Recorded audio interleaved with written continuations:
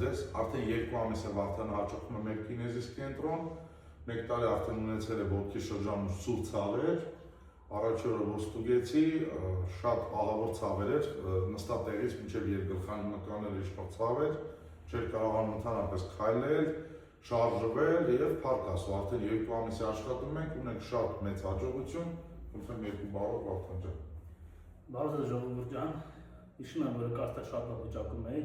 չէի կարողանում քայլեի, չէի կարողանում աշխատեի, չէի կարող քնեի ընդհանրապես։